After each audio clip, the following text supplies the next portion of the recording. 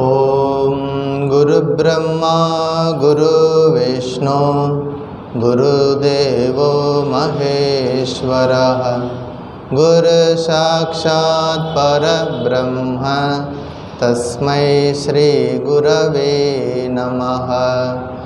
ओम स्थापकाय च धर्मस्य सर्वधर्मस्वरूपिणे अवतारवरिष्ठाय रामकृष्णाय ते नमः।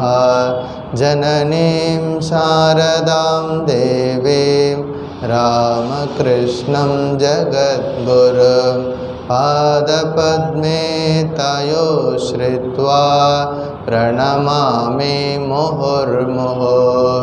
नमः श्रीयतिराजाय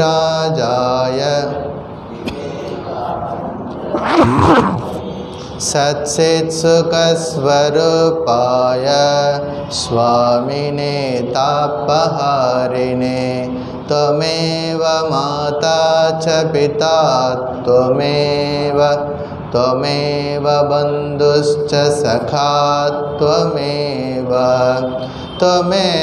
विद्या द्रविणं त्वमेव सर्वं मम देवदेव त्वमेव सर्वं मम देवदेव। ओम नमो भगवते रामकृष्णाय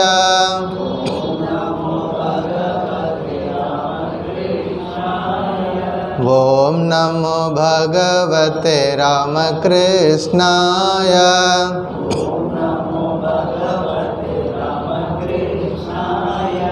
ओम नमो भगवते रामकृष्णाय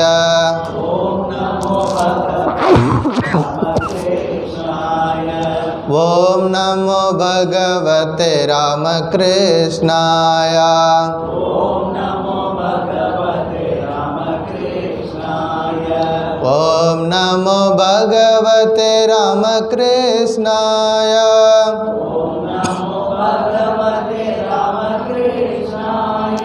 ओम नमो भगवते रामकृष्णाय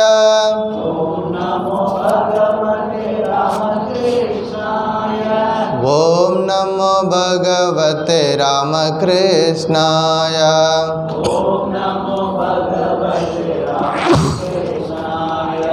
ओम नमो भगवते रामकृष्णाय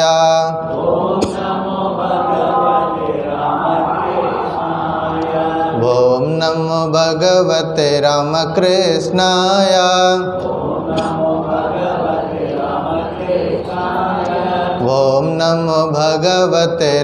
रामकृष्णाय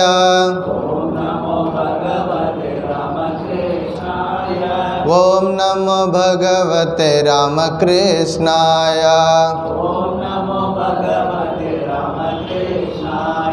ओम नमो भगवते रामकृष्णाय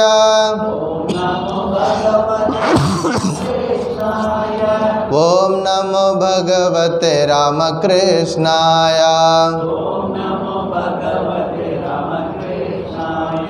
ओम नमो भगवते रामकृष्णाय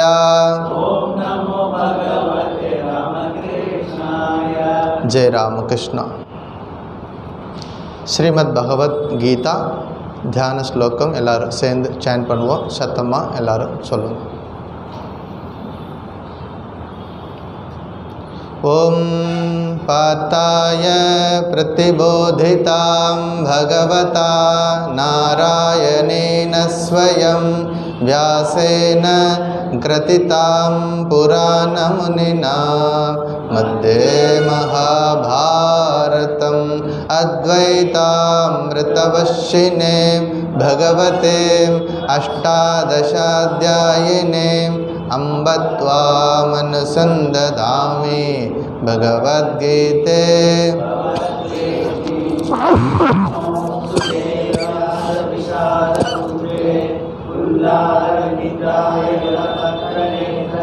येन त्वया भारततैलपूर्णः प्रज्वालितो ज्ञानमयप्रदीपः प्रपन्नपारिजाताय स्तोत्रवेत्रैकपाणये ज्ञानमुद्राय कृष्णाय गीतामृतदुहे नमः।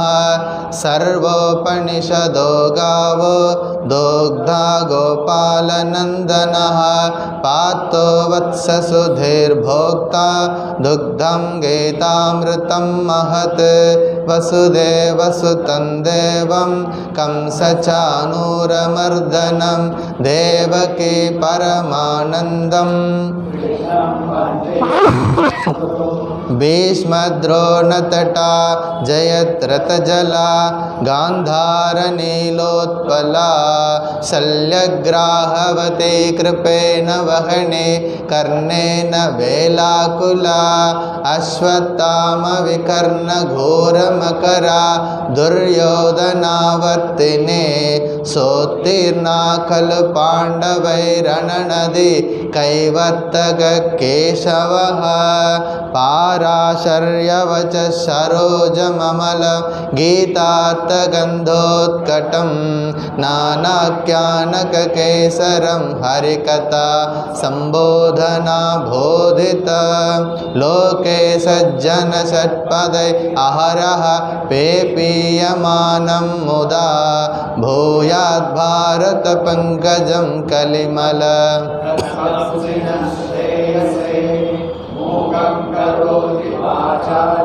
पंगुं लंघयते गिरिं यत्कृपातमहं वन्दे परमानन्दमाधवं यं ब्रह्मा वरुणेन्द्र रुद्रमरुतः स्तुन्वन्ति दिव्यैस्तवैः।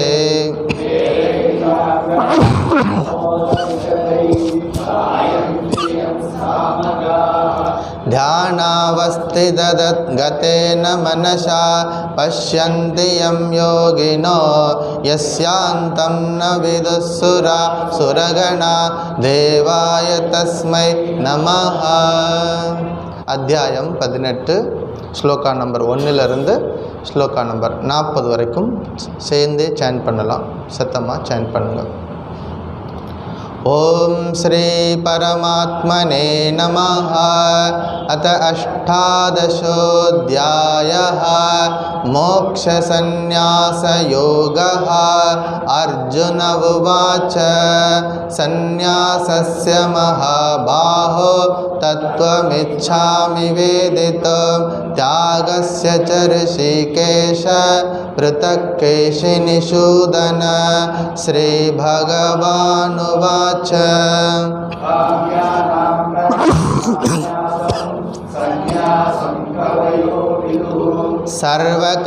सर्वकर्मफलत्यागं प्राहुस्त्यागं विचक्षणाः त्याज्यं दोषवदित्येके कर्म प्राहुर्मनीषिणः।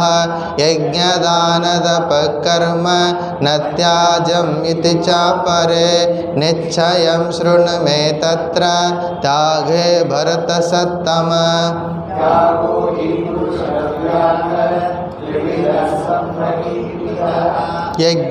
यज्ञदानतपःकर्म न त्याज्यं कार्यमेव तत् यज्ञोदानं तपश्चैव पावनानि मनीषिणाम्। एतान्यपि तु कर्माणि सङ्गं त्यक्त्वा फलानि च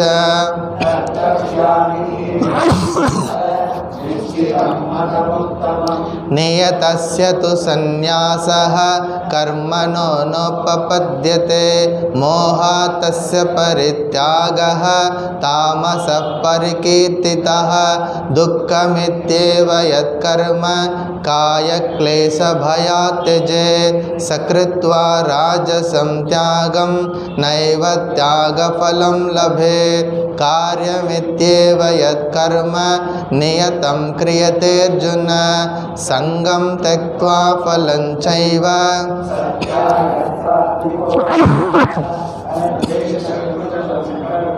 कुशलेनानुसज्जते।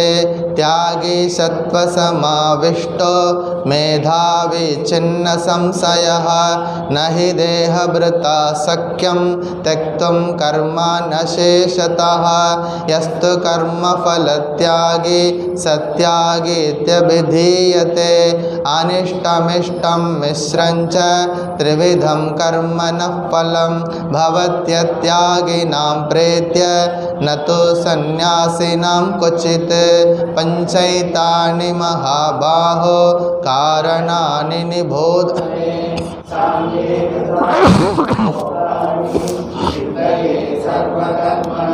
अधिष्ठानं तथा कर्ता करणं च पृथक्विदं विविधाश्च पृथक् चेष्टा दैवं चैवात्र पञ्चमं शरीरवाङ्मनोभिर्यत् कर्म प्रारभते नरः न्यायं वा विपरीतं वा पञ्चैते तस्य हेतवः तत्रैवं सति कर्तारम् पश्यत्यकृतबुद्धिद्वान् न स पश्यति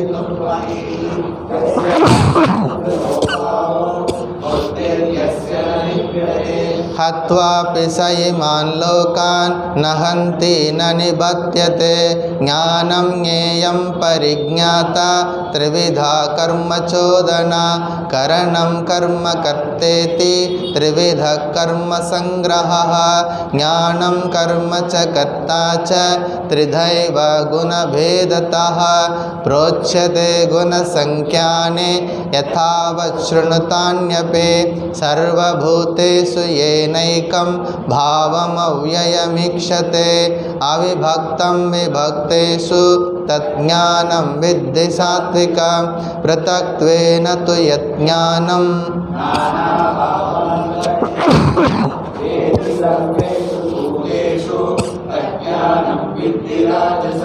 यत् कृत्स्नवदेकस्मिन् कार्ये सक्तमहैतुकम् अतत्त्वार्थवदल्पञ्च तत्तामसमुदाहृतं नियतं सङ्घरहितम् अरागद्वेषतकृतम् अफलप्रेप्सुना कर्म यत्तत् सात्विकमुच्यते यत्तु कामेप्सुना कर्म साहङ्कारेण वा पुनः क्रियते बहुलायासम्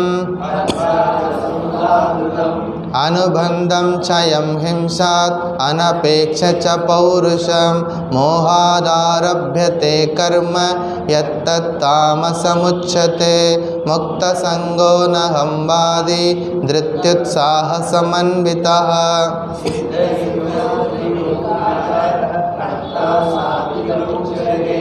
रागी कर्मफलप्रेप्सुः लुब्धो हिंसात्मको शुचिः हर्षशोकान्वितकर्ता राजसपरिकीर्तितः अयुक्तः प्राकृतस्तब्धः शठो नैष्कृतिकोलशः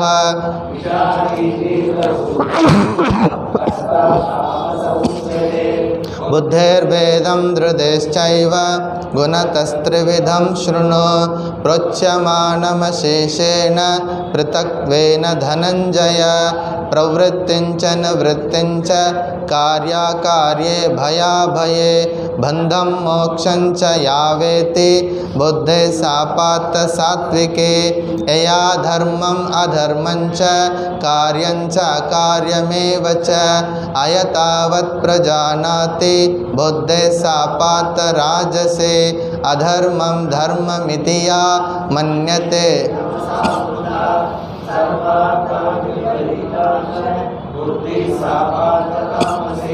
धृत्या यया धारयते मनः प्राणेन्द्रियक्रियाः योगेनाव्यभिचारिण्या धृते सापात सात्विके यया तु धर्मकामार्तान् धृत्या धारयतेऽर्जुन प्रसंगेन फलाकांक्षी धृते सापात राजसे यया स्वप्नं भयं शोकं विषादं मदमेव च न विमुञ्जति दुर्मेधा धृते सापात तामसे सुखं तिदानीं त्रिविधं शृणु मे भरतर्षभ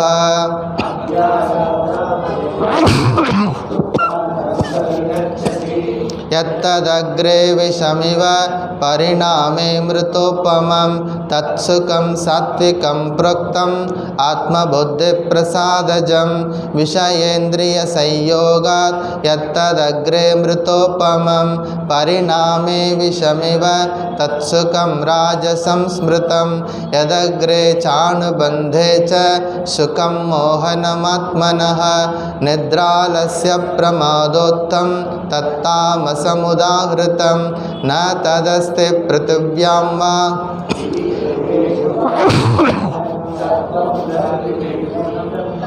यदेभिस्यात्रिभिर्गुणैः। இன்னைக்கு ஸ்லோகா நம்பர் 41. ब्राह्मण क्षत्रिय विशाम शूद्राणां च परन्तप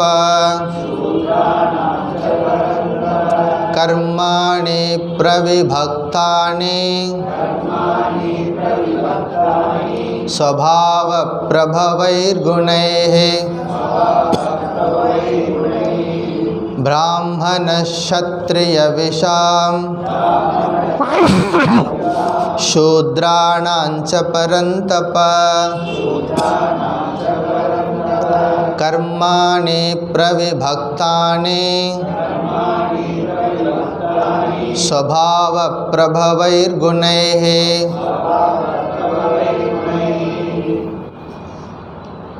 பகவான் ஸ்ரீ கிருஷ்ணனுடைய பூரணமான அருளால் நாம் இந்த பகவத்கீதை அப்படிங்கிற ஒரு முக்கியமான ஒரு புனித நூலை நாம் தொடர்ந்து படிச்சுட்டு வர்றோம். நாம் இருக்கிறது 18வது அத்தியாயம். 18வது அத்தியாயம் நம்ம எல்லாருக்கும் தெரியும். அர்ஜுனனுடைய ஒரு கேள்வியிலிருந்து தான் தொடங்குது. கேள்வி என்பது தியாகம் சந்நியாசத்துக்கு உண்டான வேறுபாடு. பகவான் ஸ்ரீ கிருஷ்ணர் அந்த கேள்விக்கான பதிலை நேரடியாக சொல்லாமல் அர்ஜுனனுக்கு பல்வேறு விதங்களில் விளக்கி சொல்வதற்கு முயற்சி செய்கிறார்.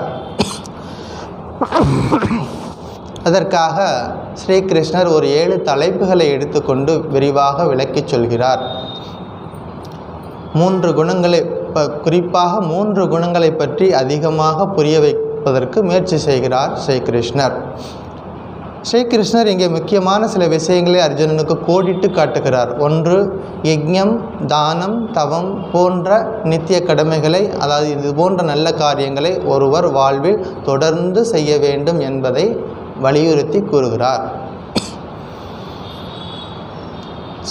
சாதாரண செயல்களுக்கும் ஒரு கர்மத்திற்கும் என்ன வேறுபாடு, எது எப்படி கர்மமாக மாறுகிறது, அதற்கான சூட்சுமமான விஷயங்களை புரிய வைத்தார். ஒரு செயல் நடைபெறுவதற்கு 5 விதமான அடிப்படை தேவைகள் இருக்கின்றன. அதிஷ்டானம் ததா கர்த்தா கரணஞ்ச பிருத்தக் விதம் என்பன போன்ற விஷயங்கள் எல்லாம் சொல்லி 7 விஷயங்களை தொடர்ந்து விரிவாக எடுத்து சொன்னார். முதலில் சந்நியாசம், 3 விதமான சந்நியாசத்தை சொன்னார். அதற்கு பிறகு ஞானம், கர்மா, கர்த்தா, புத்தி, திருதி, சுகம், இந்த 6-7 தலைப்புகளையும் விரிவாக எடுத்து சொன்னார். ஸ்லோகா நம்பர் 39 வரைக்கும் எல்லாம் சொல்லி முடிச்சதுக்கப்புறம் அர்ஜுனன் முகத்தை பார்க்குறாரு. அவனுக்கு இன்னும் கலக்கம் போன மாதிரி தெரியலை. இவ்வளவு தூரம் விளக்கி 3 குணங்களை பற்றி விரிவாக எடுத்து சொன்னதுக்கப்புறமா ஆசிரியர் மாணவன் முகத்தை பார்க்குறாரு. அங்கே ஒரு தெளிவு இல்லாமல் இருக்குது. அப்போ முடிவு பண்ணிட்டார் ஸ்ரீகிருஷ்ணர், இன்னமும் கொஞ்சம் விஷயங்களை சொல்லணும் இவருக்கு புரிகிற மாதிரி. ஸ்ரீகிருஷ்ணர் நினைச்சார் இந்த 3 குணங்களை பற்றி சொல்லி முடித்தவொடனே அர்ஜுனன் வில்லை எடுத்துருவான், போருக்கு கிளம்பிடுவான்னு எதிர்பார்த்தாரு. அவன் இன்னமும் வில்லை எடுக்காமல் அப்படியே திருன்னு முடிச்சுட்டே நிற்கிறான்.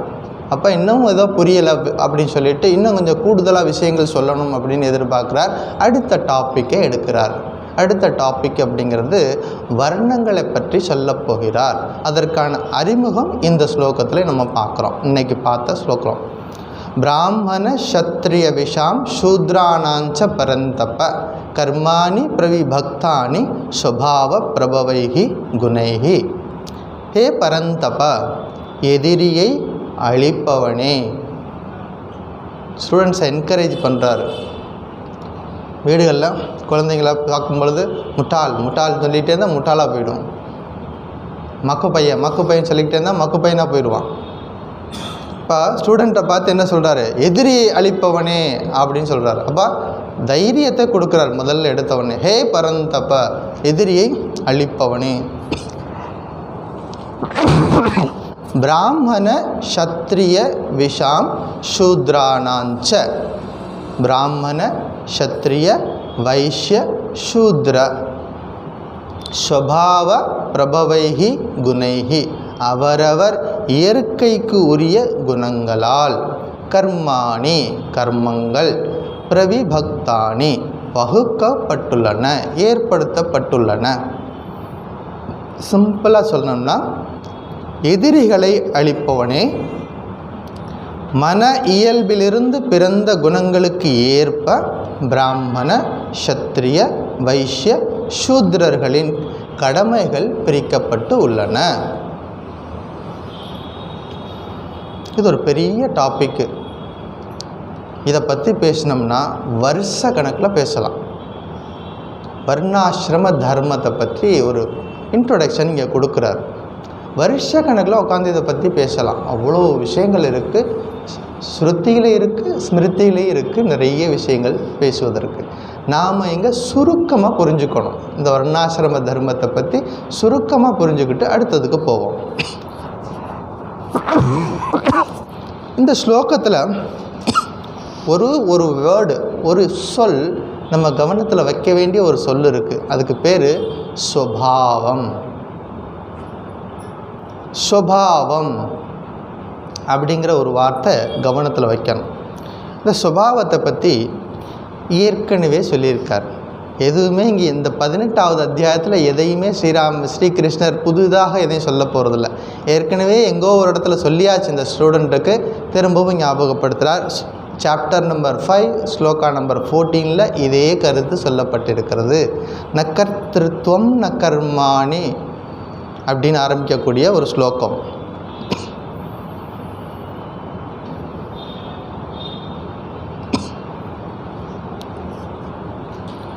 நக்கர்த்திருவம் நக்கர்மாணி லோகஸ்ய சிருஜதி பிரபு ந கர்ம ஃபலசயோகம் ஸ்வபாவஸ்து பிரவர்த்ததே. இதே கருத்து ஏற்கனவே சொல்லப்பட்டிருக்கிறது. ஸ்வபாவம் அப்படின்னா பதிவுகள், வாசனைகள். பதிவுகள், வாசனைகள் இதெல்லாம் நம்முடைய சுபாவம். எத்தனை விதமான பதிவுகள் தெரியாது. எப்படிப்பட்ட வாசனைகள் இருக்குது தெரியாது. எத்தனை ஜென்மங்கள், கோட்டி கோட்டி கோட்டி கோட்டி ஜென்மங்கள்லாம் கடந்து இப்போ கடைசியாக மனுஷ ஜென்மம் கிடச்சிருக்கு. இதுக்கு முன்னாடி எத்தனையோ விதமான ஜென்மங்கள், எத்தனையோ நல்லது கெட்டது வாழ்க்கையில் நடந்திருக்கலாம். அத்தனை பதிவுகளும் இந்த ஒரு சின்ன உடம்புக்குள்ளே இருக்குது.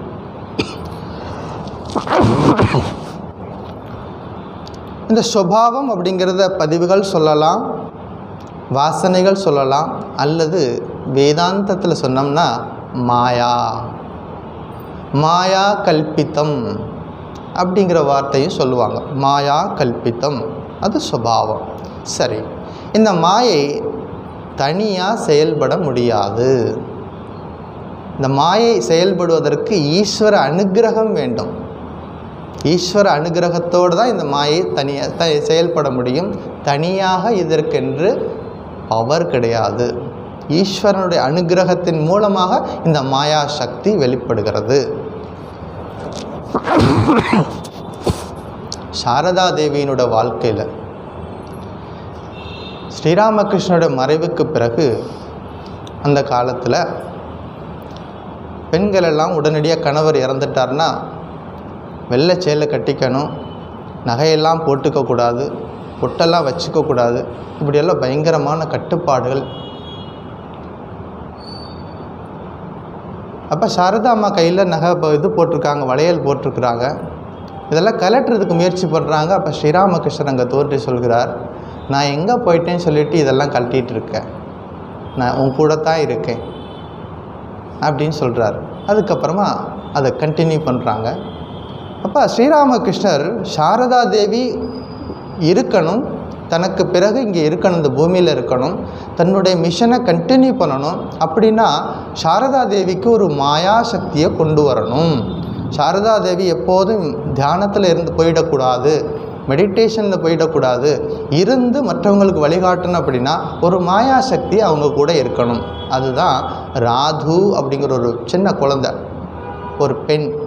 அந்த ராது மூலமாக ஸ்ரீராமகிருஷ்ணர் சாரதா தேவியின் மனநிலையை கீழே வச்சிருக்கணும். அப்போ தான் எல்லாருக்கும் போய் சேரும் கருத்துக்கள்.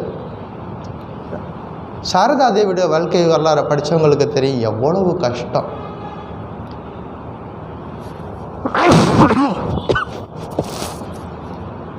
கூட இருந்தவங்க எல்லாம் சாரதா தேவி தெய்வீக பெண்மணி, அவதார புருஷருடைய மனைவி, சாட்சாத் சரஸ்வதி தேவி, மகாலட்சுமியின் வடிவம். அவங்க இந்த பூமியில் இருக்கிறாங்க. அவங்க கூட இருக்கிறவங்க எல்லாம் கம்ப்ளீட்டாக உலகியல் நோக்கம் உள்ளவங்களாக இருக்கிறாங்க. ஆச்சரியமாக இருக்குது இந்த விஷயம். சுற்றி இருக்கிறவங்க எல்லாரும் எப்போதும் பணம் பணம் தேவை, அந்த தேவை இந்த தேவை எல்லாத்தையும் பூர்த்தி பண்ணுறாங்க. அவங்களோட கடைசி காலம் 1920, கடைசி காலம். அப்போ ஒரு நாள் சொல்கிறாங்க, எந்த ராதுவுக்காக இவ்வளோ கஷ்டங்கள்லாம் பார்த்தாங்களோ அந்த ராது பக்கத்தில் வரும் பொழுது, இங்கே வராத, நீ ஜெயராம் பாட்டிக்கு போயிடு, உன்னை நான் இதுக்கு மேலே நான் பார்க்க விரும்பலை. அப்போ சாரதானந்தருக்கு ஒரு ஷாக். ராது இல்லாமல் எப்படி சாரதாம்மா இருக்க முடியும்? அப்படின்னா சாரதாம்மா இந்த உலகத்தை விட்டு போகிறதுக்கு முடிவு பண்ணிட்டாங்க. அவங்க எவ்வளவோ சொல்லி பார்க்குறாங்க, ராது பக்கத்தில் இருக்கட்டும். இல்லை, என்னுடைய மாயையை நான் விலக்கி விட்டேன். அதுதான் இங்கே சொல்ல வருது. மாயை செயல்படணும் அப்படின்னா ஈஸ்வர சக்தி சேர்ந்திருக்கணும். ஈஸ்வர சக்தி எப்போ தேவையில்லைன்னு நினைக்குதோ அப்போ அந்த மாயை விலகுகிறது.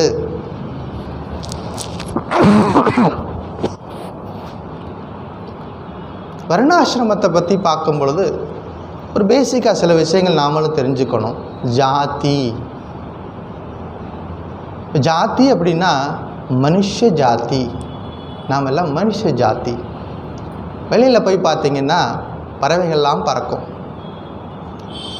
பக்ஷி ஜாதி, அந்த பறவைகளில் எத்தனை பேர் வேணாலும் இருக்கட்டும், காக்கை குருவி என்னென்னவோ இருக்கும், அதெல்லாம் சேர்ந்தது ஒரு குரூப்பு, அதுக்கு பேர் பக்ஷி ஜாதி.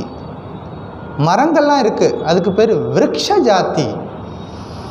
சின்ன மரம் இருக்குது, பெரிய மரம் இருக்கும், புளிய மரம், மாமரம் எல்லாம் சேர்ந்தது அது ஒரு குரூப்பு, விருட்ச ஜாதி. இப்படி ஒவ்வொரு குரூப்பாக இருக்குது உலகத்தில். இது ஜாதி. வர்ணம், அதுதான் இந்த ஸ்லோகத்தில் படிக்க போகிறோம். வர்ணம், வர்ணம் என்பது ஒரு சமூகத்துக்காக சொல்லப்பட்டது. அதான் ஞாபகம் வச்சுக்கணும். வர்ணம் என்பது ஒரு சமூகத்திற்காக சொல்லப்பட்டது. சமூகம் சேர்ந்து வாழ வேண்டும் அப்படிங்கிறது கருத்தை சொல்வதற்காக வந்தது வர்ணம்.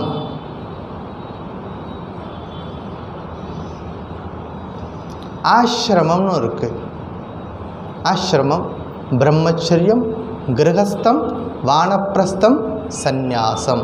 இந்து மதத்தில் வாழ்க்கை முறையை 4ஆக பிரிக்கிறாங்க.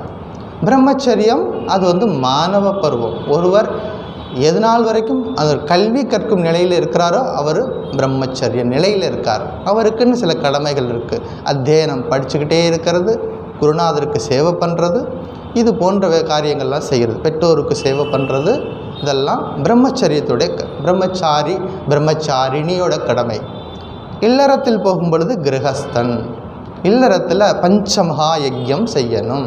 பூத யஜ்யம், நரயஜ்யம், தேவயஜ்யம், பித்ருயஜ்யம், இப்படி பஞ்சமகா யஜ்யம் நமக்கு இருக்குது. இதெல்லாத்தையும் பூர்த்தி பண்ணணும். குறிப்பிட்ட காலம் இல்லறத்தில் வாழ்ந்த பிறகு, குழந்தைகள்லாம் பெரிய ஆளான பிறகு, அவங்க எப்போ பொறுப்புக்கு வர்றாங்களோ அப்போ அவங்கக்கிட்ட எல்லா பொறுப்பையும் கொடுத்துட்டு, அந்த காலத்தில் வானப்பிரஸ்தம் அப்படின்னா காட்டுக்கு போய் இருந்தாங்க. இப்போ எல்லோரும் காட்டுக்கு போக முடியாட்டாலும் வீட்டிலே இருந்தாலும் பொறுப்புகள்லேருந்து விலகி இருக்கிறது.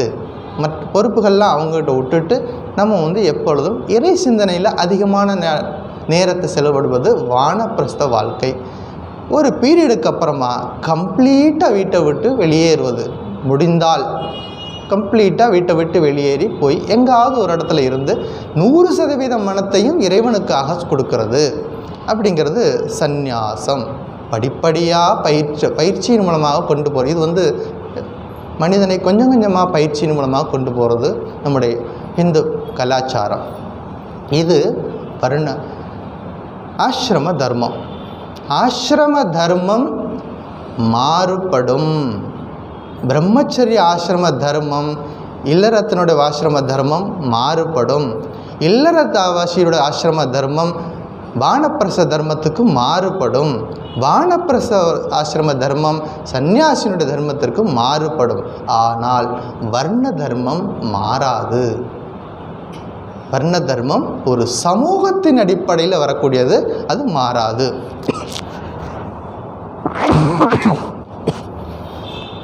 அதாவது நம்முடைய சுதர்மத்தை, கடமையை செய்ய வேண்டும்.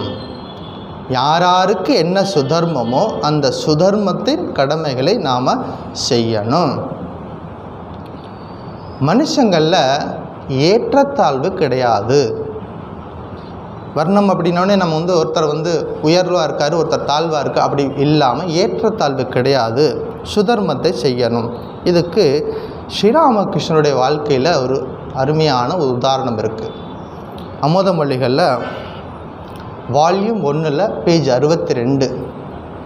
ஸ்ரீராமகிருஷ்ணர் ஒரு முறை அவருடைய பக்தர் வித்யாசாகரை சந்திக்க போகிறார். அங்கே நடக்கிற உரையாடல். வித்யாசாகர் சிலருக்கு அதிக சக்தியையும் சிலருக்கு குறைந்த சக்தியும் இறைவன் கொடுக்கிறாரா என்ன? இது கேள்வி. யாருக்கிட்ட கேட்குறார்? பகவான் ஸ்ரீ ராமகிருஷ்ணர்கிட்ட கேள்வி கேட்குறார். இறைவனுடைய படைப்பில் ஒருத்தருக்கு அதிகமான சக்தியும் கொடுத்துருக்காரு, ஒருத்தருக்கு குறைவான சக்தியும் கொடுத்துருக்குறாரா அப்படின்னு கேட்குறார். அப்போ ஸ்ரீராமகிருஷ்ணர் சொல்கிறார், கடவுள் எல்லா உயிர்களிலும் நிறைந்திருக்கிறார். எறும்பு முதல் எல்லா உயிர்களிலும் நிறைந்திருக்கிறார். ஆனால் சக்தி வெளிப்பாட்டில் வித்தியாசம் உண்டு. சக்தி வெளிப்பாட்டில் வித்தியாசம் இருக்கிறது. இல்லாவிட்டால் ஒருவன் 10 பேரை அடித்து வீழ்த்துகிறான். ஒரு ஆள் என்ன பண்ணிடுறான்? 10 பேரை கூட அடித்து போட்ட முடியும் தைரியம். மற்றொருவன் ஒருவனை கண்டே ஓடுகிறான். அது எப்படி? சக்தி வெளிப்பாட்டில் வித்தியாசம் இல்லை என்றால் உங்களை ஏன் எல்லோரும் மதிக்க வேண்டும்? யார்? வித்யாசாகராகிய உங்களை எதுக்கு எல்லோரும் மதிக்க வேண்டும்? உங்களுக்கு என்ன 2 கொம்புகளாக முளைத்திருக்கிறது? நீங்கள் என்ன, உங்களுக்கு என்ன கொம்பாக முளைச்சிருக்கு? உங்களை பார்க்க வர்றாங்க. நானே வந்திருக்கேன் உன்னை பார்க்கறதுக்கு. எங்கே இருந்து? தட்சிணேஸ்வரத்துலேருந்து புறப்பட்டு வண்டி கட்டி வித்யாசாகரை பார்க்க வந்திருக்கேன். ஏன்? உங்களிடம் பிறரை விட அதிக படிப்பும் கருணையும் உள்ளது. அதனால்தான் மக்கள் உங்களை மதிக்கிறார்கள், பார்க்க வருகிறார்கள். இதை நீங்கள் ஒப்புக்கொள்கிறீர்களா? வித்யாசாகர் கேட்டுக்கிட்டு அமைதியாக இருக்கார். வெறும் படிப்பினால் எந்த பயனும் இல்லை. புத்தகம் படிப்பது கடவுளை அடைவதற்கான வழியை தெரிந்து கொள்வதற்காகவும் அவரை அறிவதற்காகவும் மட்டுமே. புத்தக படிப்பு அது வரைக்கும் தான் நமக்கு வேலை பண்ணும். ஒரு சாது புத்தகம் ஒன்று வைத்திருந்தார். அவர்கிட்ட ஒரு புக்கு இருந்தது. அதில் என்ன இருக்கிறது என்று கேட்டபோது புத்தகத்தை திறந்து காட்டினார். பக்கம் பக்கமாக அதில் ஓம் ராம் ஓம் ராம் என்று எழுதப்பட்டு இருந்தது. வேறு எதுவும் இல்லை. அவரை பொறுத்த வரைக்கும் ராம் தான் எல்லாமே. ராம் மூலமாக எல்லாம் அவருக்கு கிடைக்கும் பூரணமாக நம்புகிறார். கீதையின் சாரம் என்ன? நம்ம சப்ஜெக்ட் வந்துட்டார். கீதையின் சாரம் என்ன? 10 முறை சொன்னால் என்ன வருமோ அதுதான். கீதா கீதா என்று 10 தடவை சொன்னால் தாகி, அதாவது தியாகி என்று வரும். அதுதான் கீதையின் போதனை. ஏ மனிதா, எல்லாவற்றையும் தியாகம் செய்துவிட்டு கடவுளை அடைய முயற்சி செய். துறவியானாலும் சரி, இல்லறத்தில் இருப்பவராக இருந்தாலும் சரி, மனதிலிருந்து எல்லா பற்றுக்களையும் உதற வேண்டும். பேசிக் தான். எந்த ஆசிரமத்தில் இருந்தாலும் சரி, இல்லறம், பிரம்மச்சரியம், வானப்பிரசம், சந்நியாசம், எந்த ஆசிரமத்தில் இருந்தாலும் இந்த பேசிக் இருக்கணும். என்னது? வாழ்க்கையின் நோக்கத்தை தெரிஞ்சிருக்கணும். எல்லாவற்றையும் தியாகம் செய்துவிட்டு இறைவனை அடைய முயற்சி செய்து. ஒரு முறை சைத்தன்ய தேவர் தென்னாட்டிற்கு யாத்திரை சென்றிருந்த போது ஒருவன் கீதையை படித்து கொண்டிருப்பதை கண்டார். தென்னாட்டினா தமிழ்நாட்டில் தான் நடந்திருக்கு, திருச்சிக்கு பக்கத்தில். மற்றொருவன் சற்று தூரத்தில் மற்றொருவன் கீதையை கேட்டபடி தேம்பி தேம்பி அழுது கொண்டிருந்தான்.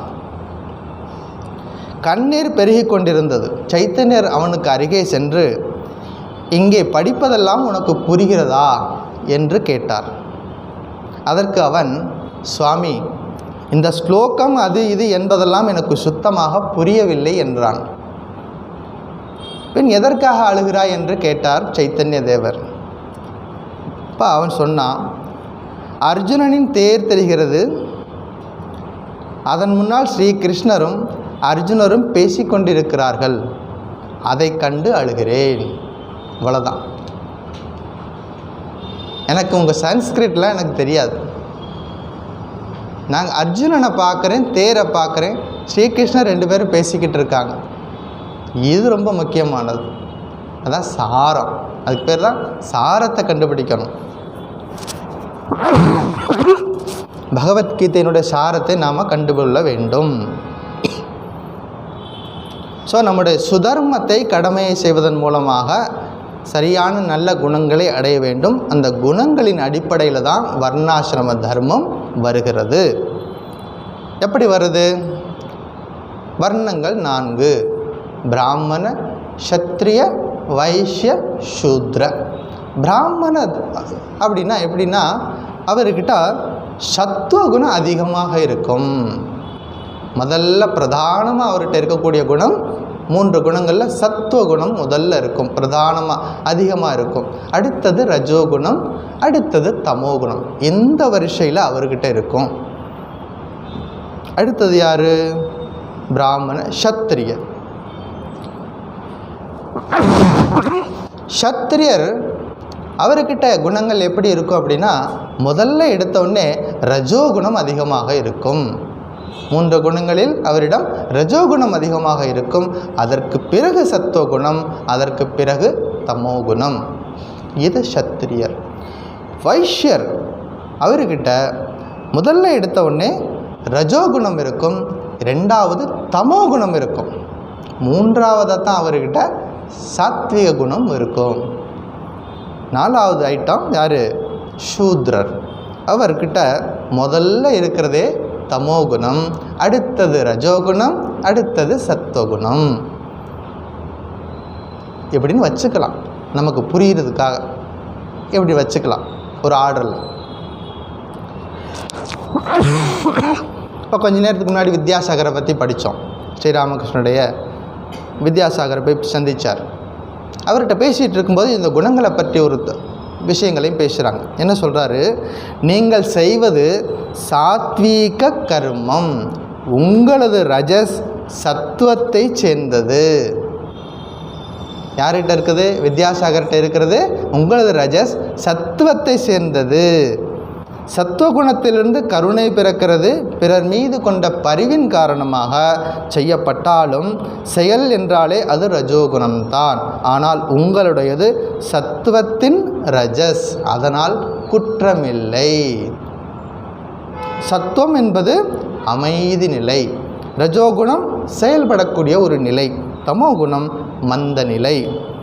ஒரு செயல் ஆசையால் கூட ஒரு செயலை செய்யலாம், அல்லது பிறர் மீது கொண்ட பரிவின் காரணமாக ஒரு செயலை செய்யலாம்.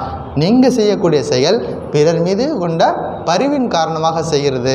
அதனால் உங்களுடைய குணம் சத்துவத்தில் இருக்கக்கூடிய ரஜோகுணம் அப்படிங்க சொல்கிறார். எல்லாமே ஸ்ரீராமகிருஷ்ணர்கிட்ட இருக்குது. தேடி தேடி நம்ம உபநிஷதங்கள் படிக்கிறதுக்கு பதிலாக ஸ்ரீராமகிருஷ்ணரை ஒழுங்காக படித்தோம்னா அங்கே எல்லா விஷயங்களும் இருக்குது. உபநிஷதங்கள் வருது, வேதாந்தம் எல்லாம் அவருடைய வாயிலிருந்து வந்துருச்சு. அதைத்தான் இங்கே நம்ம பார்க்குறோம். ஒரு பிராமணனுடைய குணம் எப்படி இருக்கும் அப்படின்னா, முதல்ல பிரதானமாக இருக்கிறது சாத்விக குணம். சாத்விகம், அப்புறம் ராஜசம், தாமசம் அப்படின்னு பார்க்குறோம். ஒரு சின்னதாக ஒரு குட்டி கதை. ஏன்னா வர்ணாசிரமம் பேசும்போது போர் அடிக்கக்கூடாது.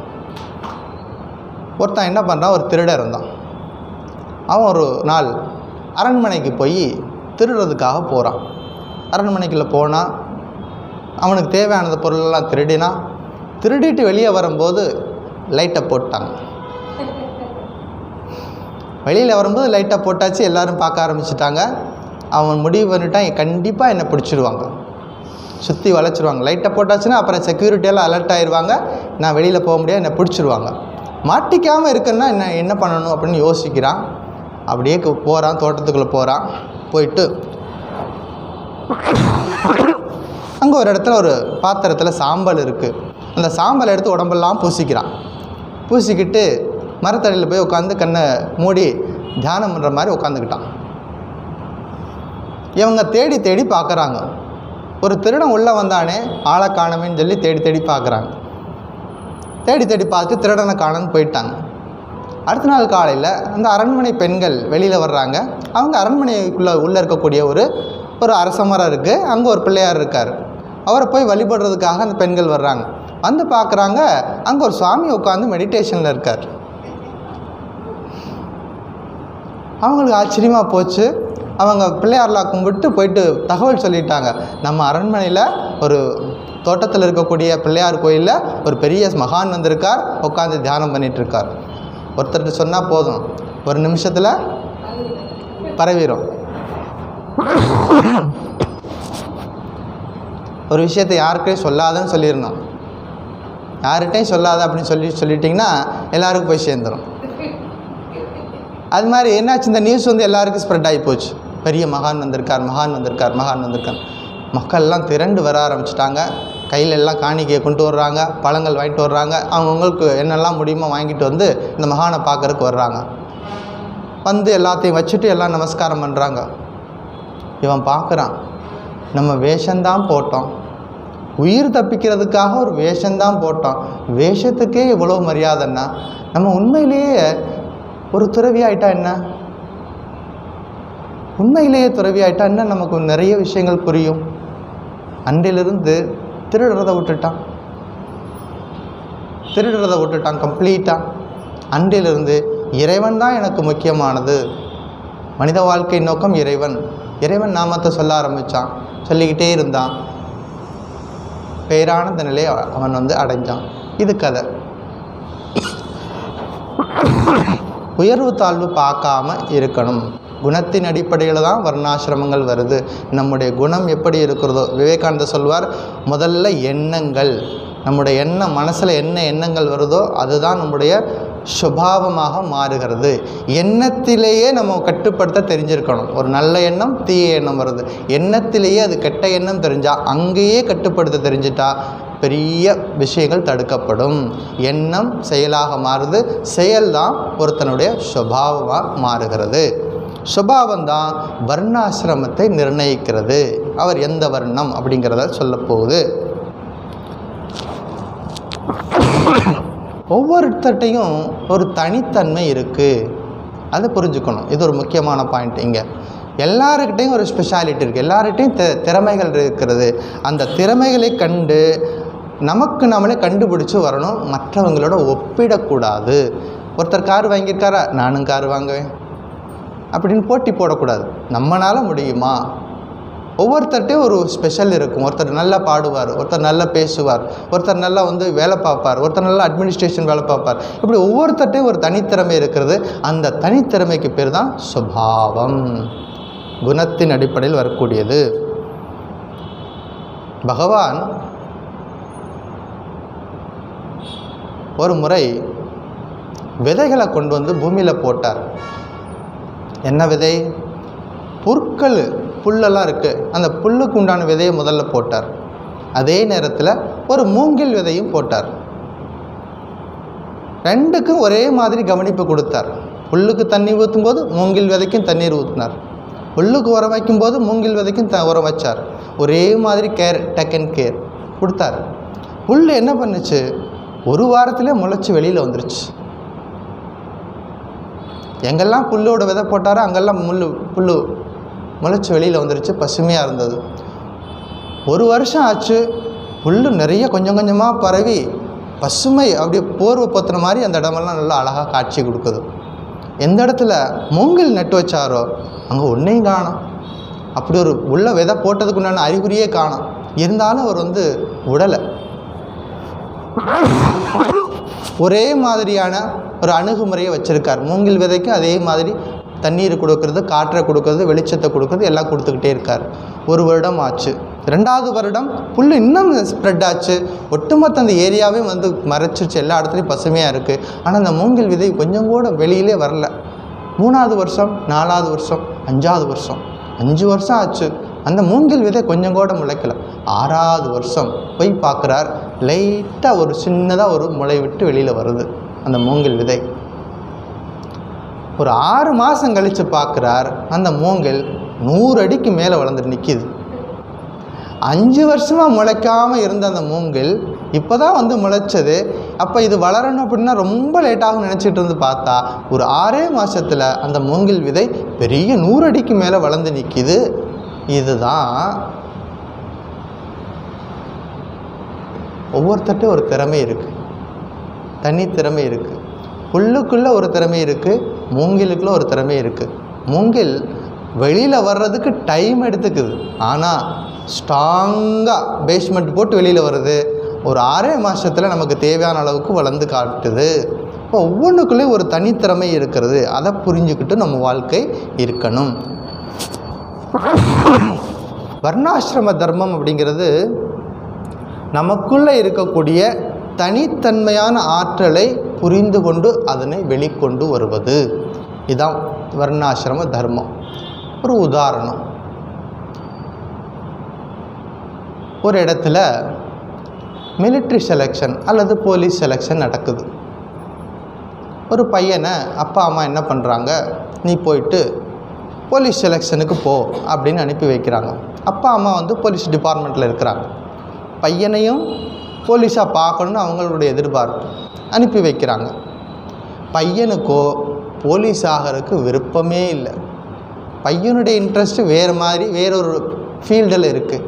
ஆனால் பேரண்ட்ஸ் என்ன பண்ணுறாங்க, நீ போலீஸ் ஆகணும் அப்படின்னு சொல்லி அனுப்பி வைக்கிறாங்க. இன்டர்வியூ நடக்குது, செலெக்ஷன் நடக்குது. இவரை வலுக்கட்டாயமாக அனுப்புகிறாங்க. இவர் போகிறார், வேறு வழி இல்லாமல் போகிறார். செலெக்ஷனுக்கு போகிறார், மனமே அங்கே போகலை. செலெக்ஷனில் கலந்துக்கிறதுக்கு மனசு இல்லை, வழி இல்லாமல் அங்கே செலெக்ஷனில் இருக்கார். முதல் நாள் போகிறார், அந்த ரன்னிங் இதெல்லாம் போயிட்டே இருக்குது. 2வது நாள் கம்ப்ளீட்டாக அவருக்கு மனசு செலெக்ஷனுக்கு போகிறதுக்கு இஷ்டமே இல்லை. அவர் ஒரு முடிவு பண்ணுறாரு, நான் செலெக்ஷன் போனால் எனக்கு மனசுக்கு பிடிக்கலை, இந்த வேலை எனக்கு பிடிக்கலை. நான் செலெக்ஷன் அட்டன் பண்ணாமல் வீட்டுக்கு போனால் பெற்றோருக்கு அது பிடிக்காது. பெற்றோர் என்ன வற்புறுத்தி அனுப்பி வச்சுருக்காங்க. இப்போ நான் என்ன பண்ணுறதுன்னு யோசிக்கிறார், குழம்புகிறார். உடனே முடிவுக்கு வருகிறார், இந்த வாழ்க்கையை முடிச்சுக்கலாம், வீட்டுக்கு நான் போக முடியாது, எனக்கு பிடிக்காத வேலையாக இருக்கிறது, வாழ்க்கையை முடிச்சுக்கலாம் அப்படின்னு சொல்லிட்டு ஒரு விதமான ஒரு தவறான முடிவுக்கு போயிட்டு எங்கேயாவது போய் இறந்து போயிடலான்ட்டு போகிறாரு. நடந்து போயிட்டே இருக்கிறாரு. போகிற வழியில் ஒரு இடத்துல பார்க்குறாரு, விவேகானந்தருடைய ஸ்டேச்சு அங்கே இருக்குது. விவேகானந்தருடைய சிலை. முதல் முறையாக அவர் விவேகானந்தருடைய உருவத்தை பார்க்கிறார், ஸ்டேச்சுவை பார்க்குறார். இவர் போகிறது ஒரு தவறான முடிவுக்குள்ளே போய் வாழ்க்கையை முடிச்சுக்கிறதுக்காக போகிறார். போகிற வழியில் இது நடக்குது, பார்க்குறார். பார்த்த உடனே அதுக்கப்புறமா இவருடைய கால்கள் நகரவே இல்லை. ஃபர்தராக அவரால் போகவே முடியலை, நடக்கவே முடியலை. அங்கேயே நிற்கிறார். அந்த சிலையை பார்த்துக்கிட்டே இருக்கிறார்.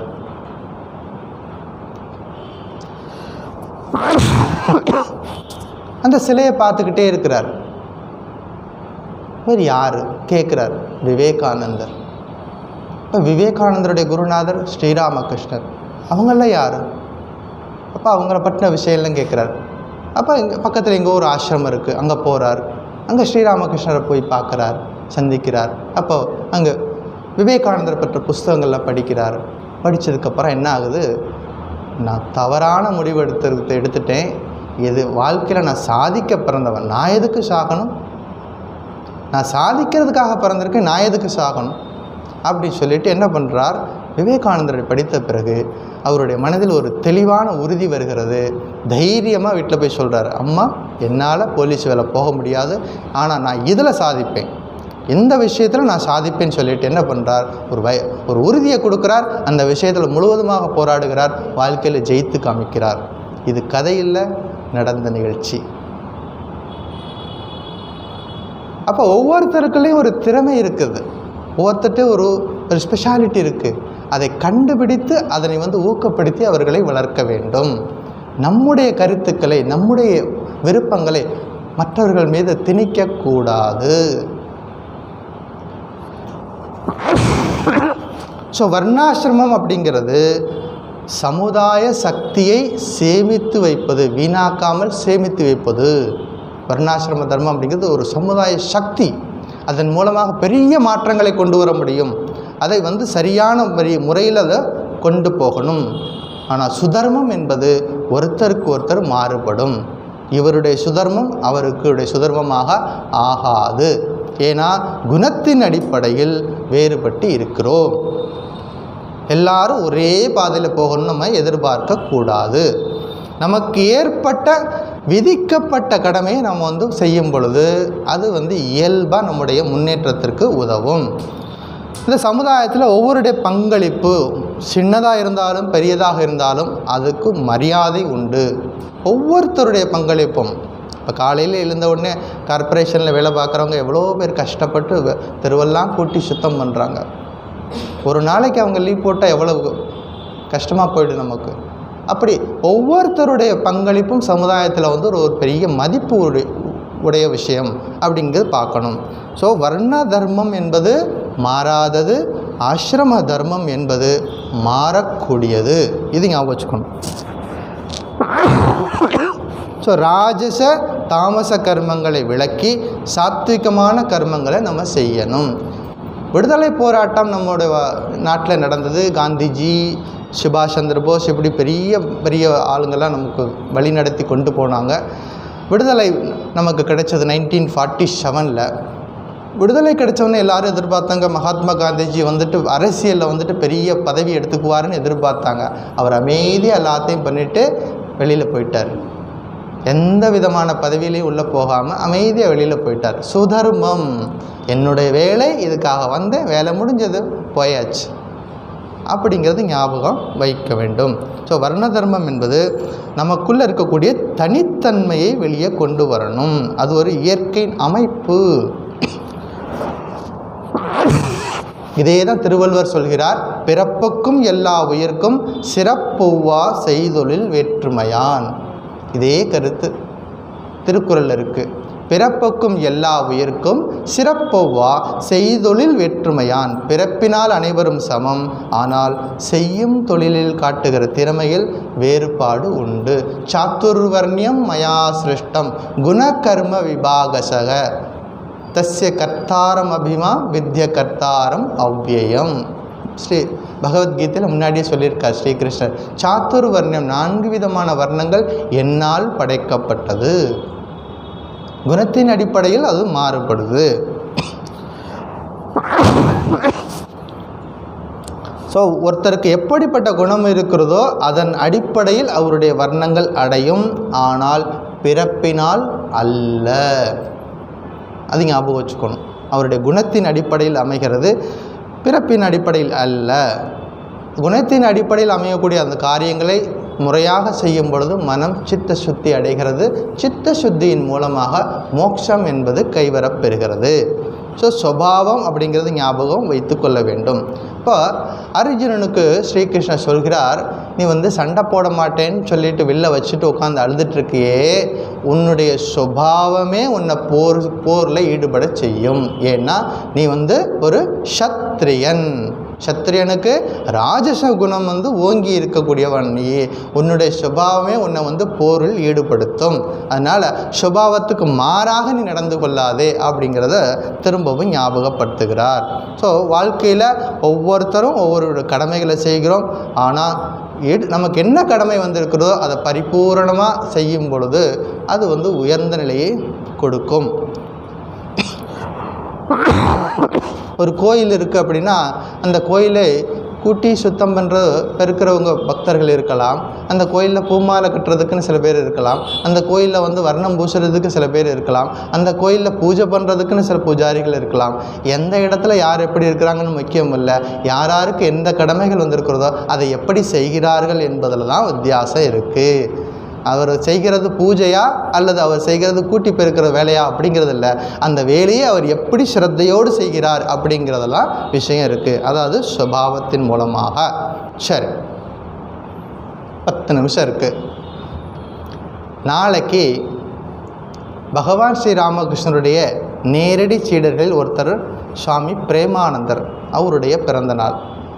பிரேமானந்தரை பற்றி சொல்லவா அல்லது சாரதா தேவி பற்றி சொல்லவா? உங்கள் சாய்ஸ். இருக்கிறது 10 நிமிஷம். பிரேமானந்தர், ரைட். பிரேமானந்தரை பற்றி சொல்லுவோம்.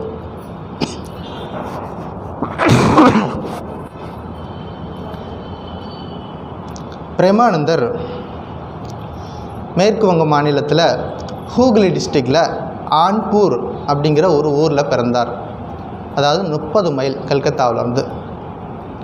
அப்பா பேர் தாரா பிரசன்ன கோஷ், அம்மா பேர் மாத்தங்கினி. இவர் கூட பிறந்தவங்க 3 பேர். ஒரு தங்கை, 2 தம்பிங்க. தங்கை பேர் கிருஷ்ணபாவினி, கூட பிறந்தவங்க துளசிராம், சாந்திராம். இவருடைய பேர் பாபுராம். கிருஷ்ணபாவினி, துளசிராம், பாபுராம், சாந்திராம், 4 பிள்ளைங்க. கிருஷ்ணபாவினியோட கணவர் தான் பலராம் போஸ். ஸ்ரீராமகிருஷ்ணோட வாழ்க்கையை படித்தவங்களுக்கு தெரியும். அவர் தட்சிணேஸ்வரத்துலேருந்து கல்கட்டாவுக்கு போனார்னா இவருடைய வீட்டில் தான் சந்திப்பார். அவருடைய வரவேற்பறை, கல்கட்டாவில் வரவேற்பறை பலராம் போஸோட வீடு. இந்த பலராம் போஸோட மனைவி கிருஷ்ணபாவினி. இந்த பேக்ரவுண்டில் பார்ப்போம். இவர் பிறந்தது 1861 டிசம்பர் மாதம் 10ஆம் தேதி. இந்த உலகத்தில் 2 விஷயங்களுக்கு ஆளே இல்லை. ஒன்று, அன்பு செய்கிறதுக்கு ஆள் இல்லை. உண்மையான அன்பை பெறுவதற்கும் ஆள் இல்லை. அன்பு செய்கிறதுக்கு ஒரு பெரிய மனசு வேணும், எல்லார்கிட்டையும் சமமாக அன்பு காட்டுவதற்கு. ஏன்னா எதாவது எதிர்பார்த்து செய்கிறதுனா எல்லோரும் செஞ்சுடுவோம். ஆனால் எதையும் எதிர்பார்க்காம அன்பு செலுத்துறது அப்படிங்கிறது எல்லாருனாலையும் முடியாது. அப்படி ஒரு எல்லார்கிட்டையும் அன்புக்கு செலுத்தின ஒரு பெரிய மகான் தான் இவர். இவங்க அம்மா பேர் மாத்தங்கினி. இவங்க அம்மாவை இவர் எப்படி கூப்பிடுவார் அப்படின்னா மதாலசான்னு கூப்பிடுவார். மதாலசா அப்படின்னா வேத காலத்தில் இருந்த ஒரு பெண்மணி பேர். மதாலசா என்ன பண்ணுவாங்க அப்படின்னா குழந்தைய பாலூட்டும் போது, தாலாட்டும் போது, தூங்க வைக்கும்போது எப்போதும் என்ன சொல்லுவாங்க? தத்துவமசி. முட்டாள்னு சொல்கிறதில்ல, மக்குப்பையிலன்னு சொல்கிறதில்ல. என்ன சொல்கிறாங்க? தத்துவமசி, நீயே அந்த பரம்பொருள், நீயே அந்த பரம்பொருள் சொல்லி வளர்க்குறாங்க. அப்படி இவர் தன்னுடைய அம்மாவை மதாலசான்னு சொல்லுவார். அந்த அளவுக்கு தகுதி வாய்ந்தவங்களாக அம்மா இருந்தாங்க. எப்படி தெரியுமா? இவர் சின்ன வயசுலேயே இருக்கும் பொழுதே வீடுகளெல்லாம் இது நடக்கும். பிரைமரி ஸ்கூலில் படிச்சுட்ருக்கார். யாரோ ஒரு பொண்ணை பார்த்துட்டு அந்த பொண்ணு தான் உனக்கு கட்டி வைக்க போகிறோம் அப்படின்னு சொல்லி விளையாட்டாக சொல்கிறாங்க. இவர் சொல்கிறார், இனிமேல் இப்படி பேசுனீங்க செத்து போவேன். சின்ன குழந்தையா இருக்கும் பொழுதே கல்யாண பேச்சு பேசுனீங்க செத்து போவேன் அப்படி சொல்கிறார். அதாவது விளையும் பயிர் முளையிலேயே தெரியுது. பிரைமரி எஜுகேஷன் அந்த ஊரில் கிராமத்தில் படிக்கிறார். ஹையர் செகண்டரிக்கு காலேஜ் படிக்கிறதுக்கு கல்கட்டாவுக்கு வர்றார். கல்கட்டாவில் ஹாஸ்டலில் தங்க வச்சுட்டாங்க அம்மா. இந்த மாத்தங்கினி பகவான் ஸ்ரீ ராமகிருஷ்ணனுடைய பரம சிஷ்யை மாத்தங்கினி. ஸ்ரீராமகிருஷ்ணரை அடிக்கடி போய் சந்திப்பார். எப்போதும் ஜப்பம் பண்ணிக்கிட்டே இருப்பாங்க, நாம சொல்லிக்கிட்டே இருப்பாங்க. இவர் கல்கட்டாவில் ஹாஸ்டலில் படிக்கிறார். லீவுக்கு ஊருக்கு போவார். ஊருக்கு போனால் பல நேரங்களில் வீடு சாத்தி இருக்கும். அம்மா வீட்டுக்குள்ளே இருப்பாங்க. அம்மாவை தொந்தரவு பண்ணக்கூடாதுன்னு சொல்லிட்டு பக்கத்து வீட்டில் போய் தங்கிக்குவார். ஏன்னா அவங்க கம்ப்ளீட்டாக இறைநாம சொல்வதில் அப்சர்வ் ஆகியிருப்பாங்க. அடுத்த நாள் காலையில் தான் வீட்டு கதவு திறப்பாங்க. அப்போ எப்படிப்பட்ட உயர்ந்த அம்மாவாக இருந்திருக்காங்க பாருங்கள். ஆன்மீக சாதனையில் ஒரு சிகரமாக இருந்திருக்கிறாங்க அவங்க அம்மா மாத்தங்கினி. இவரை பற்றி சொல்லும்போது ஸ்ரீராமகிருஷ்ணர் சொல்வார், ஈஸ்வர கோட்டிகளில் ஒருத்தர். 5 பேரை பற்றி சொல்வார், அதில் இவர் ஒருத்தர் ஈஸ்வர கோட்டி அப்படிங்கிற கேட்டகரியில் வர்றார். 1882 முதல் முறையாக சந்திப்பு நடக்குது. யார் கூட? ஸ்ரீராமகிருஷ்ணர் கூட முதல் முறையாக சந்திக்கிறார். அப்போ கூட ராக்கால் மகாராஜ் இவரை கூட்டிகிட்டு போகிறார். பிரம்மானந்தர் போயிட்டு முதல் முறையை சந்திக்கும்போது, நீ எங்கேருந்து வர்ற அதெல்லாம் விஷயமெல்லாம் கேட்குறார். நான் ஆன்பூர்லேருந்து வர்றேன். ஓ அப்படியா, தாரா பிரசன்ன கோஷ் ஃபேமிலியா நீ எனக்கு தெரிஞ்சவன் தான் அப்படிங்கிறாரு. அப்படி அறிமுகமாகுது. பக்கத்தில் கூப்பிட்டு இரவு நேரம் பக்கத்தில் கூப்பிட்டு அந்த சின்னதாக விளக்கு எரிஞ்சிட்ருக்கு, பக்கத்தில் வா முகத்தை பார்க்கணும் அப்படின்னு சொல்லி முகத்தை பார்க்குறாரு. அப்புறம் கையை பிடிச்சி இப்படி தூக்கி இப்படி எடை போடுற மாதிரி பார்க்குறாரு. போட்டு எல்லா தகுதியும் அவங்ககிட்ட இருக்குது, என்ன புரியுது நமக்குது, நம்ம கையை எடை போட்டு பார்த்துக்க வேண்டியதான், என்ன புரியும்? மகான்களுக்கு தெரியும், ஒரு பார்வை போதும். அவங்களுடைய பழைய வரலாறு, இன்றைக்கி இருக்கிறது, எப்படி வரப்போகிறார்கள் எல்லாம் அவங்களுக்கு புரிஞ்சிடும்.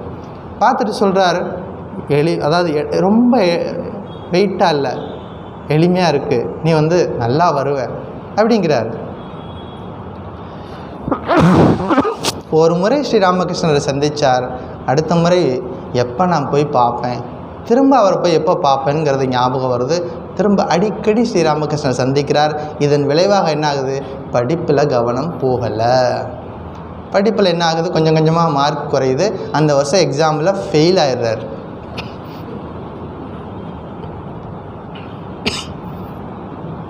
அந்த நேரத்தில் ஸ்ரீராமகிருஷ்ணர் பாவ சமாதியில் ஒரு இடத்துல போயிட்டுருக்கும்போது கீழே விழுந்து கை உடைஞ்சு போகுது அவருக்கு. அப்போ தேவிக்கிட்ட வேண்டிக்கிறார், அம்மா என்னை பார்த்துக்கிறதுக்கு ஒரு பையனை கொடு, நான் எந்நேரமும் பாவ சமாதியில் இருக்கிறேன், என்னை பார்த்துக்கிறதுக்கு ஒருத்தன் வேணும், ஒரு சாத்வீக குணம் உள்ள ஒருத்தன் வேணும் கேட்குறார். அந்த நேரம் பார்த்து இந்த அம்மா போகிறாங்க, மாத்தங்கினி. அப்போ அவர் கேட்குறார், உன் பையனை எனக்கு அனுப்பி வைக்கிறியா, உன் பையனை எனக்கு கொடுத்துரு. அவங்க சொல்கிறாங்க, அவங்க ஸ்ரீராமகிருஷ்ணனுடைய பக்தை, பரம பக்தை, தர்றேன், ஆனால் ஒரு கண்டிஷன்.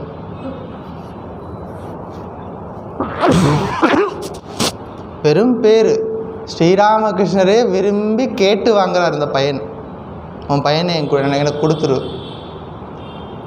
இவங்கள உடனே நோ சொல்லவே இல்லை, தர்றேன், ஆனால் நீங்கள் எனக்கு ஒரு வரம் கொடுக்கணும். என்ன வரம்?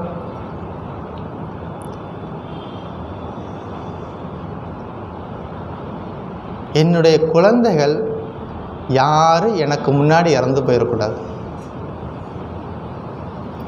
என்னுடைய குழந்தைகள் இறந்து போகிறத நான் பார்க்கக்கூடாது. முதல் வரம். 2வது வரம், எப்போதும் பரிபூர்ண சரணாகதியோடு உங்கள் நினைப்பாக இருக்கணும், உங்கள் நாமத்தை சொல்லணும், உங்களையே தியானம் பண்ணணும். இதுதான் எனக்கு 2வது வரம். எனக்கு வேறு எதுவும் வேண்டாம். என்னுடைய குழந்தைகள் எனக்கு முன்னாடி இறந்து போகக்கூடாது. பரிபூர்ணமான ஒரு எனக்கு ஒரு அடைக்கலம் கொடுங்க, உங்களோட திருவடியில் எனக்கு ஒரு அடைக்கலம் கொடுங்க. 2வது வரம். ஸ்ரீராமகிருஷ்ணர் தந்தேன். அதன்படியே கடைசி வரைக்கும் அந்த சரணாகதி மனப்பான்மையோடு வாழ்ந்தாங்க. இவருக்கு முன்னாடி யாரும் இவருடைய குழந்தைகள் இறந்து போகலை. ஒரு நாள் பாபுராமை பார்த்துட்டு ராமகிருஷ்ணர் சொல்கிறார், என்ன இது, உன்னை நான் பார்க்குறதுக்கே உன்னை தொடவே முடியலையே. ஏன்னா பாபுராம் என்ன பக்கத்தில் போவார், ஸ்ரீராமகிருஷ்ணருக்கு தொட்டு சேவை பண்ணுறார். அன்னைக்கு உன்னை தொடவே முடியல, என்ன காரணம்? ஏதாவது போய் சொன்னியா? அவர் யோசிக்கிறார், பாபுராமரா யோசிக்கிறார், எங்கேயாவது போய் சொன்னோமா? ஆமாம் ஆமாம், என்னுடைய ஃப்ரெண்டு கூட பேசிகிட்டு இருக்கும்போது விளையாட்டாக ஒரு பொய் சொல்லிட்டேன், இனிமேல் சொல்லாத, விளையாட்டாக கூட பொய் சொல்லாதே. எவ்வளோ தீர்க்க தரிசனம். விளையாட்டாக கூட பொய் சொல்லாதே. இவரை பற்றி சொல்லும்போது ஒன்று இவர் ஈஸ்வர கோட்டின்னு சொன்னார், இவர் ஸ்ரீ ராதையின் அம்சம். 2வது விஷயம், இவர் ஸ்ரீ ராதையின் அம்சம். யார்? ஸ்ரீராதை, ஸ்ரீகிருஷ்ணனோட லைஃப்பில் வரக்கூடியவங்க, ராதாதேவி. ஒரு நாள் ஸ்ரீராமகிருஷ்ணருக்கு உணவு கொடுத்துட்ருக்கார். அவர்னால் என்னால் சாப்பிட முடியலை, தொண்டை புண்ணு வந்துருச்சு, சாப்பிட முடியல அப்படின்னார். அப்போ அவர் சொல்கிறார், தேவி எனக்கு காட்டியிருக்கிறா, எல்லா வாய்களின் மூலமாக சாப்பிட்றது நீதானே, தனியாக நீ வேறு தனியாக சாப்பிடணுமா அப்படின்னு எனக்கு அம்மா சொல்கிறா, காளி சொல்கிறா அப்படின்னாரு. அப்போ பாபுராம் மகாராஜ் சொன்னார், நீங்கள் லட்சம் வாய் மூலமாக சாப்பிடுங்க, கோட்டி வாய் மூலமாக சாப்பிடுங்க, எனக்கு இந்த வாய் மூலமாக சாப்பிடணும், நான் கொடுக்குற உணவை இந்த வாய் மூலமாக சாப்பிடணும், அதை நான் பார்க்கணும். எவ்வளோ குரு டிசைப்பிள் அப்படி சொல்கிறார். அப்புறம் அவருக்கு ஏற்றுக்கிறார். சாரதா தேவி ஸ்ரீராமகிருஷ்ணரை எதிர்த்து ஒரு வார்த்தை கூட பேசாமல் வாழ்ந்தவங்க. ஒரே ஒரு முறை ஸ்ரீராமகிருஷ்ணர்கிட்ட ஓங்கி ஒரு முறை பேசுகிறாங்க. அவங்க வாழ்க்கையில் நடந்தது. அது ஒரே ஒரு காரணம், இந்த பாபுராம் மகாராஜுக்காக. ஒரு நாள் அங்கே சீடர்கள்லாம் அங்கே தங்கி இருக்கிறாங்க. ஒரு நாள் கேட்குறார், அவங்களுக்கு எந்த பையனுக்கு எவ்வளோ சாப்பாடு கொடுக்கணும் இதெல்லாம் சொல்லி கொடுத்துருக்கார். இத்தனை சப்பாத்தி கொடுக்கணும், இவ்வளோ விஷயம் கொடுக்கணும், ராத்திரி நேரத்தில் அதிகமாக சாப்பாடு போடாத, ராத்திரி நேரம் தூங்குறதுக்காக அவங்க இங்கே வரல, அவங்க தியானம் பண்ணணும், அதனால் இலகுவாக இருக்கட்டும் ராத்திரி நேரம் அப்படிங்கிறாங்க. ஆனால் பிரேமானந்தருக்கு நல்ல பசி, நிறையா சப்பாத்தி 4-5 சப்பாத்தி கொடுத்துட்றாங்க அம்மா, சாரதா அம்மா. சாப்பிட்டுட்டாரு. இந்த செய்தி ராமகிருஷ்ணருக்கு போயிடுச்சு. அந்த ரொட்டீன் படி அவருக்கு 3 சப்பாத்தி கொடுக்கணும். எத்தனை கொடுத்துட்டாங்க? 6 கொடுத்துட்டாங்க. நீ அவங்க வாழ்க்கையை நீ பாழாக்குகிறாய், நான் அவங்க வாழ்க்கையில் அவங்க உயரத்துக்கு வரணும்னு சொல்லி தியானமெல்லாம் சொல்லி கொடுக்குறேன், நீ அவங்க நிறைய சாப்பாடு போட்டு அவங்கள மந்த நிலையில் வச்சுருக்கிற அப்படின்னு சொல்கிறாங்க. அப்போ சாரதாம்மா ஓங்கி ஒரு குரலில் சொல்கிறாங்க, ஒன்றும் கவலைப்படாதீங்க, அவங்களுக்கு வாழ்க்கையை நான் பார்த்துக்கிறேன். ராமகிருஷ்ணருக்கு ஆச்சரியம். எப்போவும் திரை முக்காடிட்டு, கணவன் முன்னாடி கூட முக்காடிட்டு இருக்கக்கூடியவங்க, அதிர்ந்து பேசாதவங்க, இந்த ஒரு டிசைபிள்காக என்ன சொல்கிறாங்க, அவர்களுடைய வாழ்க்கையை நான் கவனித்துக் கொள்கிறேன். அப்போவே ஸ்ரீராமகிருஷ்ணன் முடிவு பண்ணிட்டார், தனக்கு பிறகு இந்த மினிஸ்ட்ரேஷன் அவரோட மிஷனை கண்டினியூ பண்ண போகிறது யார்? சாரதாம்மா பொறுப்பு எடுத்துக்கிறாங்க. எஸ், நான் பார்த்துக்கிறேன். சின்ன விஷயத்துக்காக எதுக்கு அவங்கள கோபிக்கிறீங்க? நான் பார்த்துக்கிறேன்னா அதுக்கு பெரிய பொருள் இருக்குது, ஈஸி கிடையாது. நான் பார்த்துக்கிறேன் அப்படிங்கிறதுக்கு அர்த்தம் அது ஈஸியான வார்த்தை கிடையாது. ஐ வில் டேக் கேர் அப்படின்னா என்ன, ஈஸி கிடையாது. அவங்களுடைய முற்பிறவி பாஷனே, அவங்க பிற்காலத்தில் எப்படி வரணும், எப்படி வழி நடத்தணும் எல்லாம் இருக்குது, அதில் பொதிந்து இருக்குது, அர்த்தம் இருக்குது. நான் பார்த்துக்கிறேன். அப்படிப்பட்ட அன்னையின் அன்பை பெற்றவர், அருளை பெற்றவர் பாபுராம் மகாராஜ். இவரை பற்றி சொல்லணும்னா நிறைய இருக்குது. ஸ்ரீராமகிருஷ்ண மறைவுக்கு பிறகு தீர்த்த யாத்திரை போகிறார், பல இடங்களுக்கு போகிறார். அதில் தமிழ்நாட்டுக்கு வந்திருக்கிறார். ராமேஸ்வரம், சென்னை, காஞ்சிபுரம், மதுரை இதெல்லாம் போயிருக்கார். காஞ்சிபுரத்தில் வந்த பொழுது அங்கே காமாட்சி அம்மன் கோயிலில் இவர் ஒரு விஷயத்தை கவனிக்கிறார். சவுத் இந்தியாவில் நமக்கு லலிதா சகஸ்ரநாமம் சொல்கிறதுங்கிறது இங்கே பாரம்பரியமாக இருக்கிறது. வங்காளத்தில் சண்டி, ஸ்ரீ சண்டி பாராயணம் இருக்கும். இங்கே சவுத் இந்தியாவில் லலிதா சகஸ்ரநாமம் அதை நல்லா கேட்குறாரு. கேட்டுட்டு ஆனந்தம் அடைகிறாரு.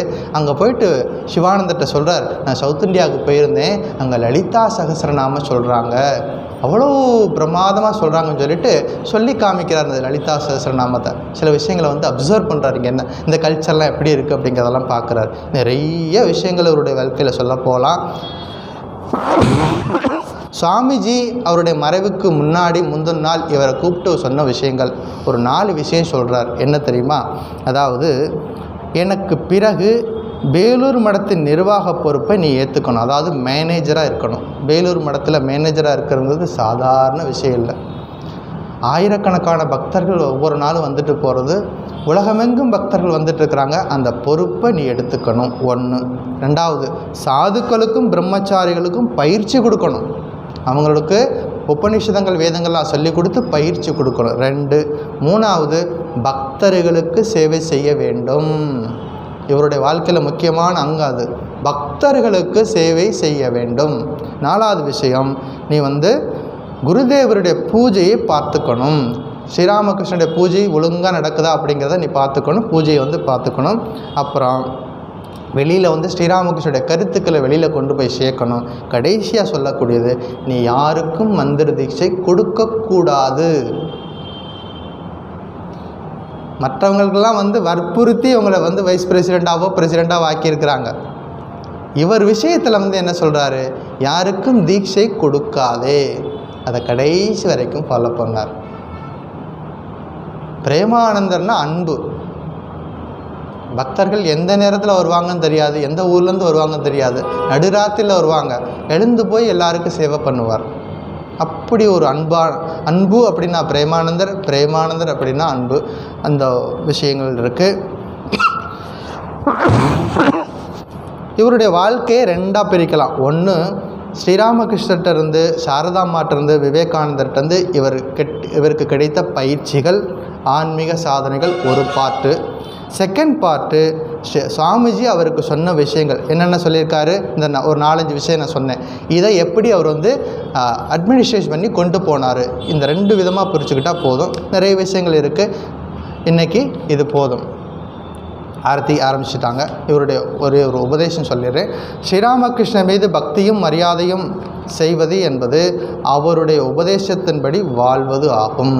நம்ம எப்படி அவர் மதிக்கிறோம் அப்படின்னா, அவருடைய உபதேசங்களை நம்ம வாழ்க்கையில் அப்ளை பண்ணணும் அப்படிங்கிற சொல்கிறாரு. வெறும் கல்வியறிவு என்பது ஒன்றுக்கும் உதவாது என்பதை காட்டவே ஸ்ரீராமகிருஷ்ணர் அவதரித்தார். கீதா கீதா தாகி தாகி. வெறும் கல்வியறிவு வராது.